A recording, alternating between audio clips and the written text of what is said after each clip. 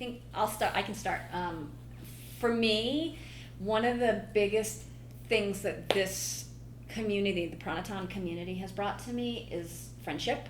I have so many dear friends that I've now had for years and years and years.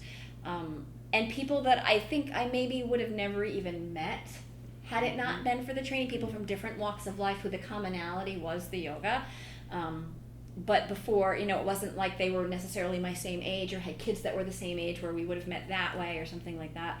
So that's probably been the best thing that I took out of this was my friendships that, I hold really dear to my heart. So that's what I would say. I so agree, and I was new to the area, so I didn't have a lot of, close friends, and it was a great way to learn and meet, and I've got people that I see all the time. The other thing I would add is that I've been practicing for probably like 15 years, but I knew there was something deeper to yoga, but I couldn't put my finger on it. And after the 200-hour training, that saying where there's an elephant and you think there's a tail and then you don't realize it's an elephant. That's sort of where I was. It's like I knew there was a tail over here and an ear over here, and then by the time I was done with training, it's like it's an elephant. For me, I definitely took a lot of what I learned in this training, and I was able to dive so deeply into myself and figure out things for myself that I had to peel back all these layers and just find myself again.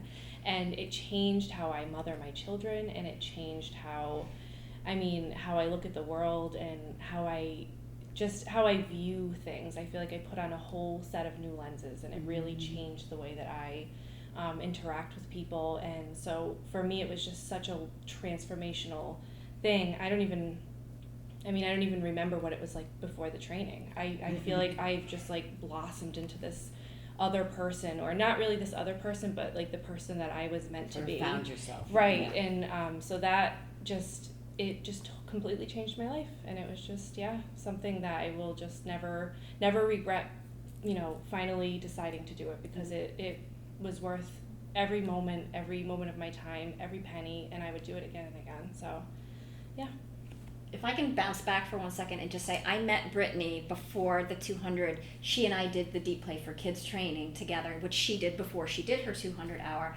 And I can remember, because we did a lot of talking one-on-one together, you and I specifically, I can remember some of the things that you spoke about, but I don't remember that woman.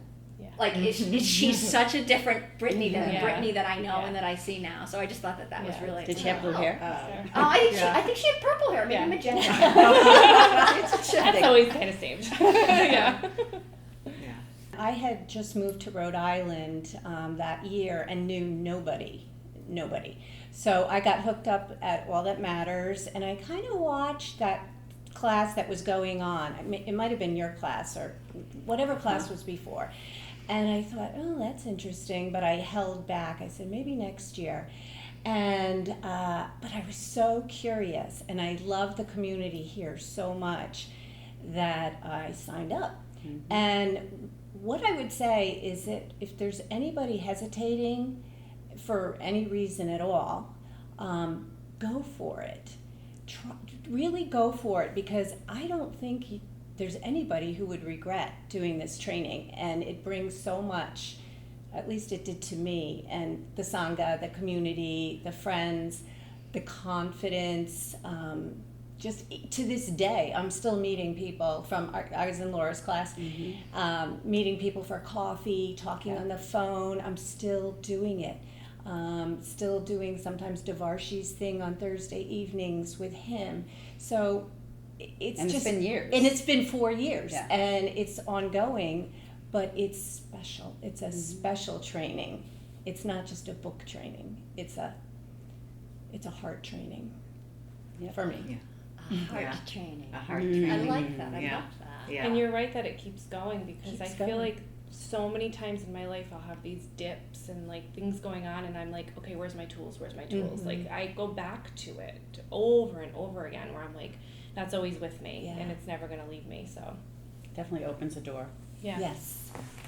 I was the inaugural group, the first group, and so in some ways we were making it up. We were making it up, but we were sort of as we went along, and we had a blast. Let me say, I just had so much fun, and I also found that, you know, putting the pieces together, seeing like, oh, it's a picture. It's was really, really quite incredible. And being somebody who really deeply loves the earth and nature, I sort of connected what the yogis kind of had understood on a really elemental level with, you know, sort of our own bodies, our own psyche. So that was something that really struck me.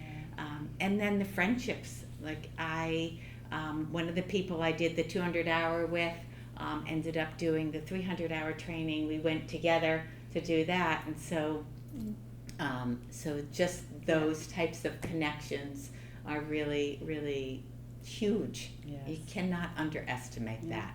Yeah, the human connection. Helped me through, you know, this past year and a half, which was, you know, quite a challenge, and like you said, pulling out the tools and having the community to support that, you know, wouldn't have been there necessarily otherwise. Yeah. It was huge. I would add one more thing. So, you know, starting out like that 5-minute meditation in the morning, 5-minute in the evening, and so my husband started meditating with me, and we would then sit down every single morning and do a little sit together. You know, you want to sit? All right, you know, and we would do 10 minutes and 10 seconds. My birthday's 10/10. Oh. So it just seemed like the right amount of time, and we have done that for years now, have a morning sit together. Yeah. Wow.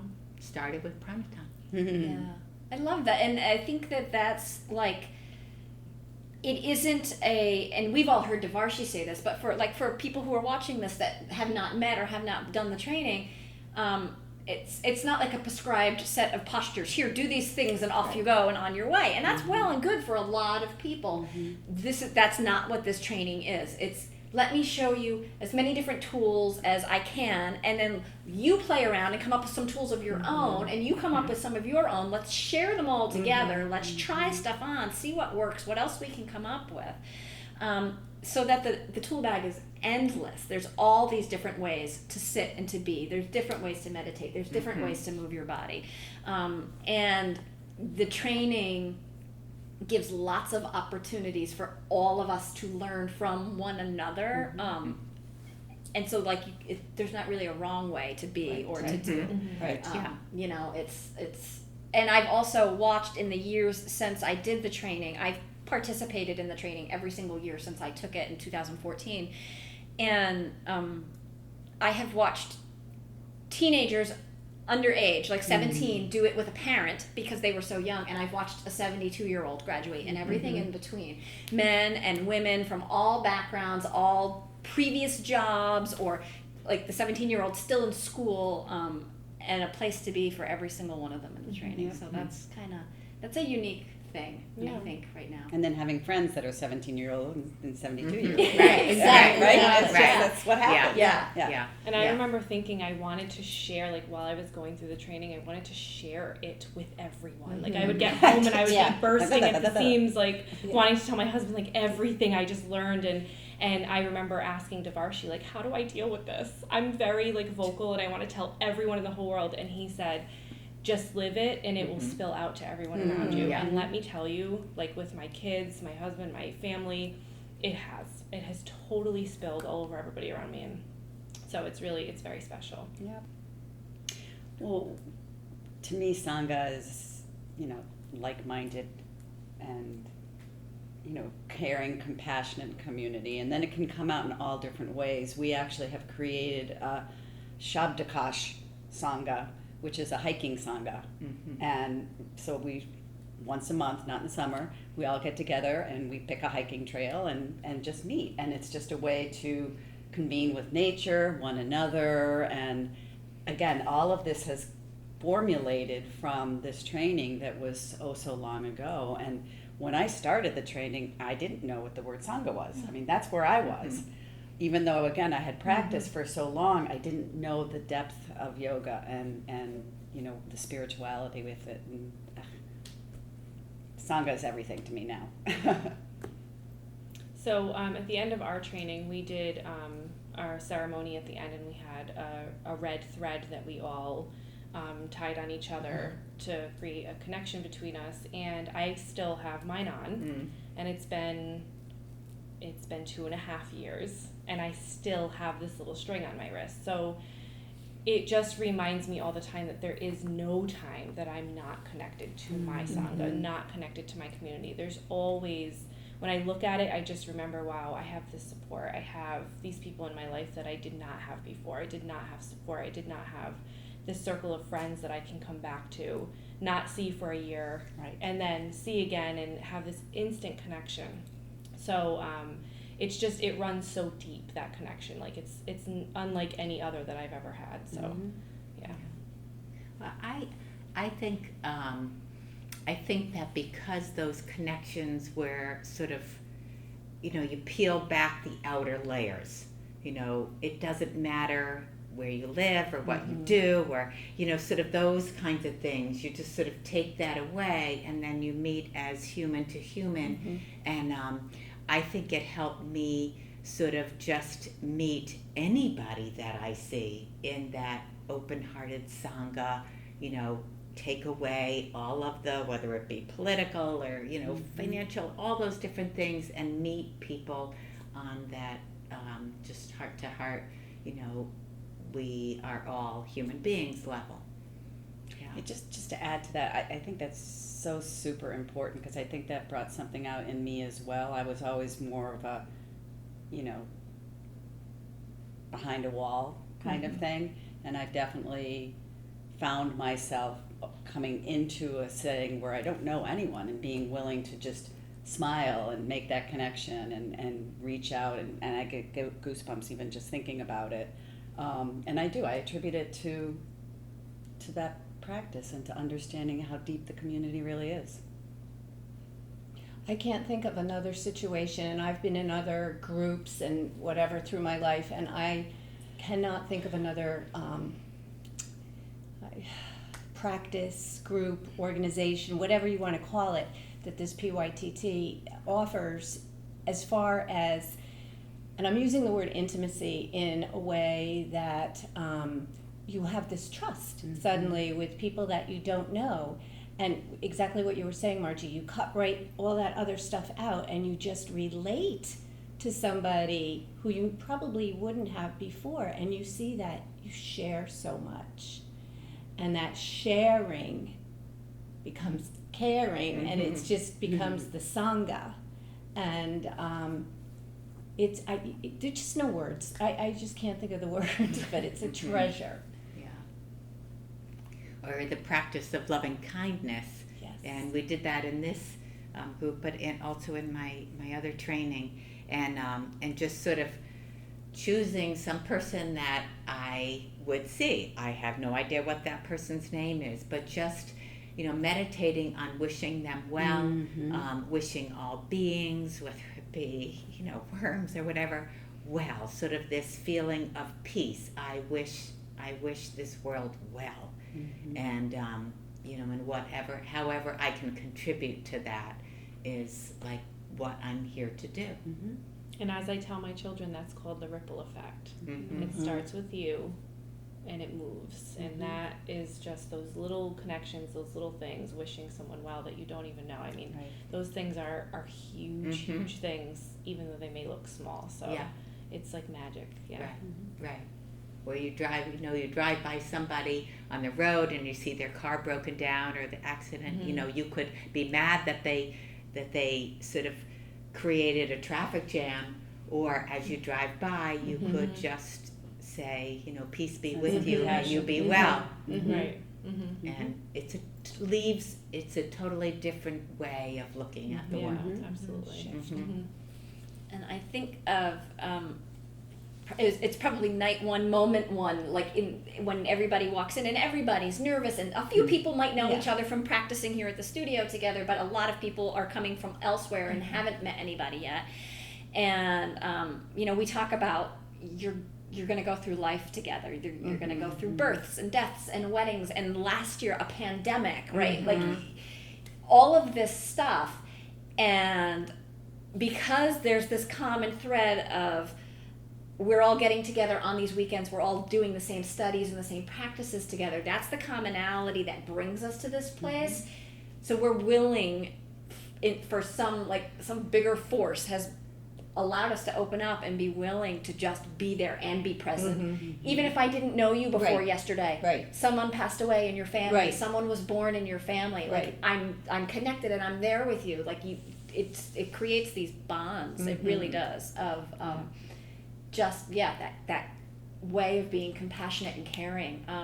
And once you've learned the ways of being compassionate and caring, how can you be anything other than? And that doesn't mean that like everybody who does the Pranotthan training is like a perfect angel and never loses their temper and never swears or gets mad in traffic, right? Right. But you catch yourself. But you gotta catch yourself aware. sometimes. You're You aware. notice, Yeah. you You bring notice yourself when it back. happens. Yeah. I notice when it happens, and I notice when I can take that second and just, Bring it back. I hope you have a really good day, and then mean it, and then suddenly whatever was frustrating, it dissipates. Yeah. And the noticing is the yoga. Like that's Yes. it. Like Absolutely. that's it. Yeah. Yeah, that whole idea of witness consciousness. Yeah, right. Yeah. Totally. Yeah, Step back. sort of step back. Yeah, Yeah. and without the shoulds. Yes. As one of my teachers would say, don't should on yourself. Yeah. Yeah. I chose this training, excuse me, because I was going to classes here and I was kind of witnessing from a distance the people who were going through it that current year, and just seeing the joy, or asking a couple of questions and then tucking that in my brain. And I think the message I got was it's non-judgmental. And I even remember asking Tara when I was in one of your classes, like, am I going to be the oldest person in this class? Because I don't know. And you said, no, not quite. But, there's no judgment. And I can't say that all teacher trainings are perhaps that way. And that's all I'll say about that. Yeah. I did the Deep Play for Kids first. So I took that training first because I was working in an elementary school at the time. So I wanted to bring yoga into the school.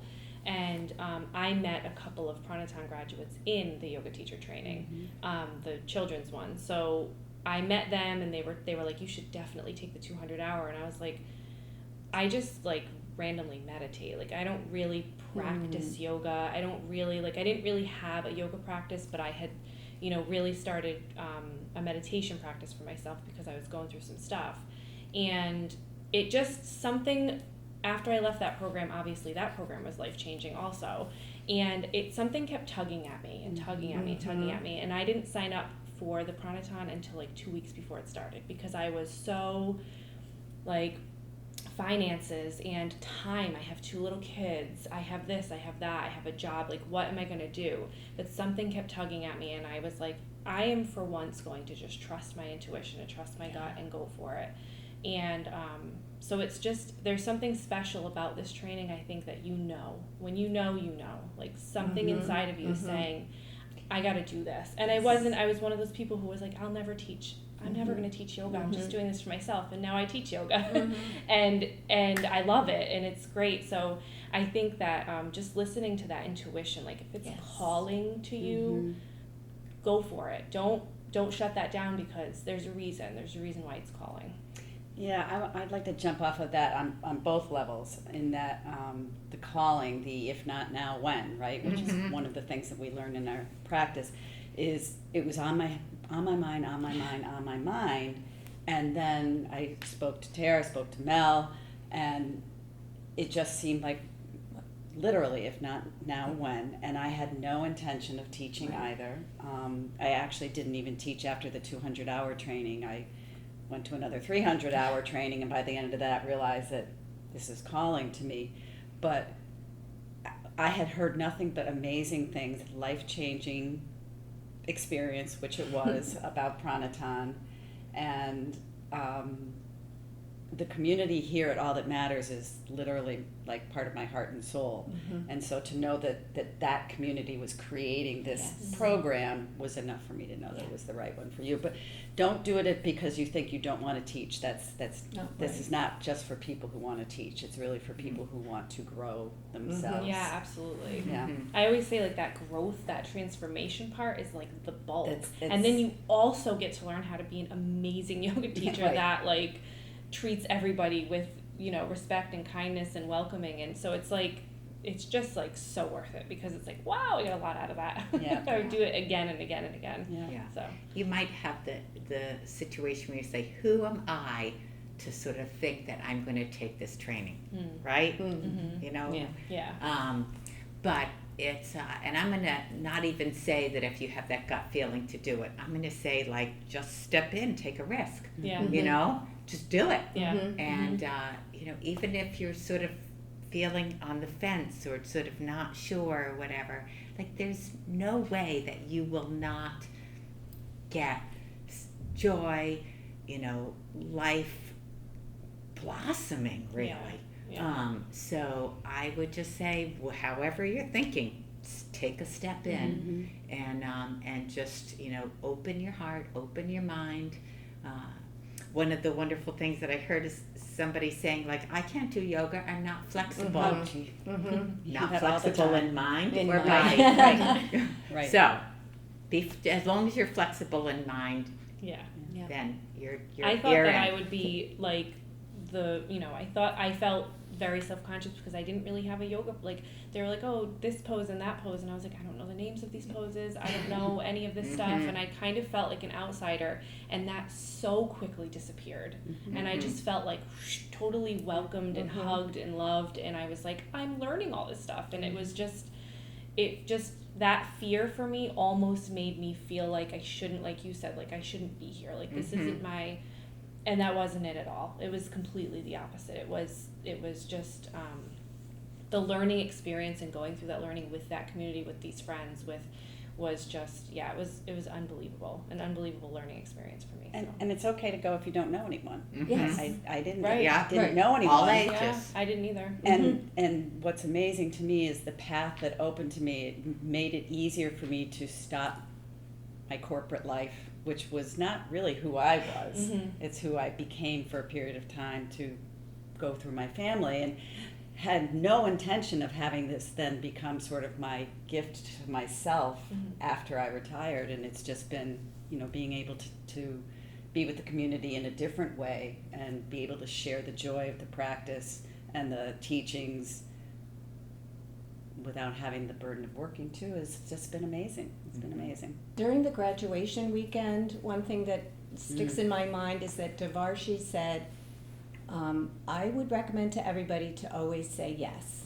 Say yes Yes. to whatever is offered you. And I've kept that in the back of my mind and said yes to things I normally would not say yes to. That's true. And it always pays off. And I would say, bookending that, say yes to taking this amazing journey. It's not when you opens the door. graduate, say Opens yes, the door. but also say yes, jump in. And somebody in the previous class said to me, all you need is to stay open. And that's what I did. Show up. Show Yeah. up, stay open, say yes. That's Is that a wrap? a wrap. Yeah. Do we clap again? No. Yeah. You know how they do that. Yeah. Oh, yeah. That's